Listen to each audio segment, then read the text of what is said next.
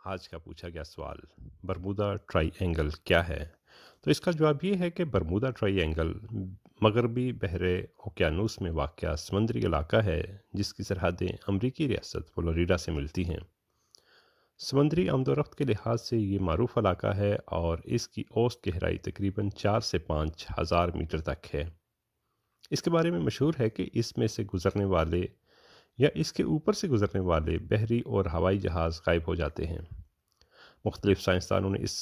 کے بارے میں مختلف مفروضے پیش کیے ہیں۔ مثلا ایک مفروضے کے مطابق سمندر کے ان علاقوں میں زبردست مقناطیسی طوفان برپا ہوتے ہیں جو ریڈیو مواصلات میں رخنہ ڈال کر کرۂ ارض کا مقناطیسی فیلڈ تبدیل کر دیتے ہیں۔ نتیجتاً جہازوں کے مواصلاتی سسٹم ناکارہ ہو جاتے ہیں اور جس سے وہ تباہ ہو جاتے ہیں۔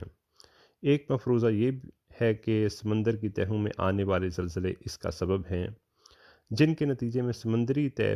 میں اچانک تبدیلی واقع ہو جانے کے سبب لہریں تقریباً 60 میٹر تک بلند ہو جاتی ہیں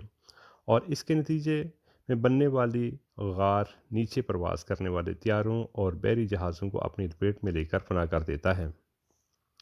ایک روسی سائنسدان نے یہ نظریہ پیش کیا ہے کہ چونکہ 6 ہرٹز سے زیادہ فریکوینسی سمندری طوفان کا باعث بن سکتی ہے جس میں زیر صوتی لرزش عمل پذیر ہوتی ہے اور یہ 1 سیکنڈ میں 330 میٹر تک فضا میں بلند ہو جاتی ہے جو جہازوں کو اپنی لپیٹ میں لے لیتی ہے، ایسی صورت میں لہروں کا پھیلاؤ تقریباً 1650 میٹر تک ہوتا ہے اور اس کے اسباب میں جہاز کے ڈھانچے سے پیدا ہونے والی بعض کشش بھی ہو سکتی ہے۔ موجودہ دور کے سائنسدانوں کے مطابق برمودا ٹرائی اینگل میں زیر زمین میتھین گیس کے انتہائی وسیع ذخائر ہیں جو بلبلوں کی صورت میں خارج ہو کر فضا میں بادلوں کی صورت میں اکٹھے ہو جاتے ہیں، اور جب کوئی جہاز وغیرہ وہاں سے گزرتا ہے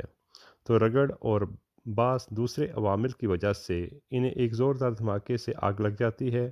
اور وہ چشمے زدن میں جل کر ختم ہو جاتے ہیں۔ لیکن یہ اثر پورے برمودا ٹرائی اینگل پر حاوی نہیں ہے اور نہ ایسا ہمیشہ ہوتا ہے۔